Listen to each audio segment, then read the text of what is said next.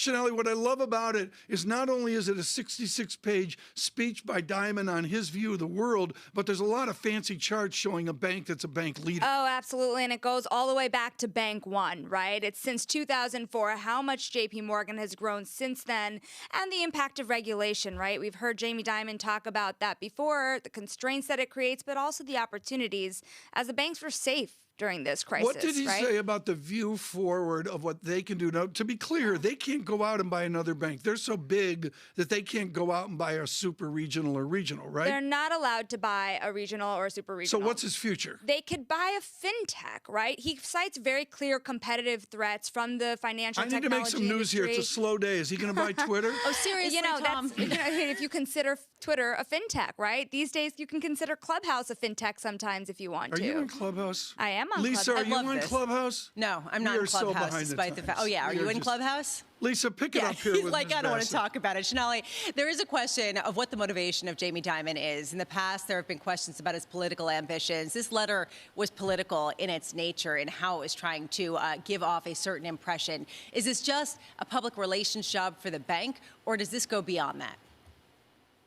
So, Lisa, I missed your question there. Sorry about that. However, I will tell you something else I saw in the letter that I thought was quite interesting. The competitive threats are interesting, but, we really watched Jamie Dimon's letter for tonality. And this year especially, we heard from Warren Buffett, and his letter was really criticized as tone deaf. Usually the letters play off of each other.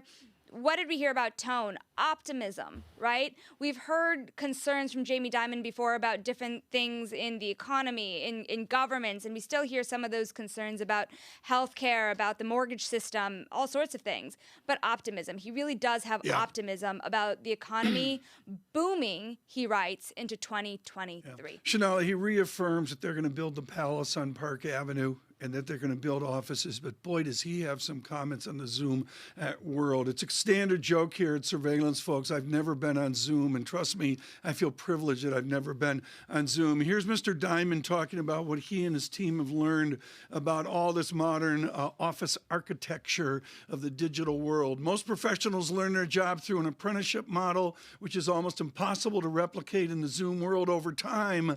This drawback could dramatically undermine character and culture.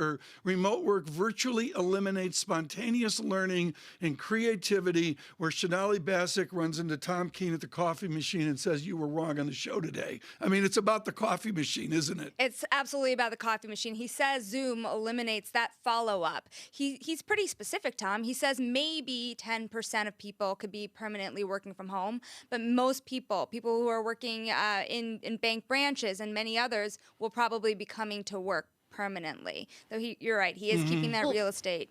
In the meantime, Sonali, there's also a question about the political tone, and this is what I was going to before our technical difficulties. The political ambitions, both of Jamie Dimon, as well as the role of corporate CEOs in a more political way. He was talking about dysfunction, about how that has crimped growth, about how important it is for people to get it together. What is the goal of this? Is it that Jamie Dimon wants to run for president? It's a great question because, prior to that question, there was perennial rumors about Jamie Dimon, the Treasury Secretary, right?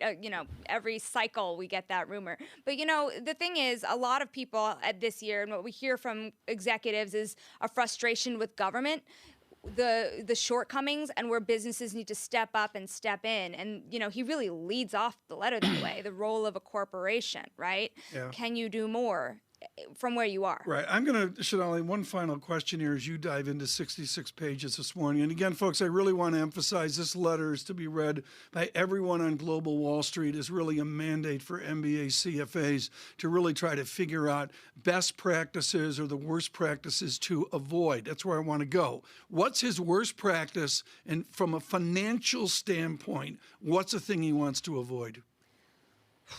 Taking on too much risk, perhaps. I was shocked at how much there was about regulation. I agree, yes. One of the key issues. It's boring, but yes, you're absolutely right. One of four things he says is a key issue is the new accounting rules for JPMorgan and the fact that they are holding to their standards despite what the government says they should be doing.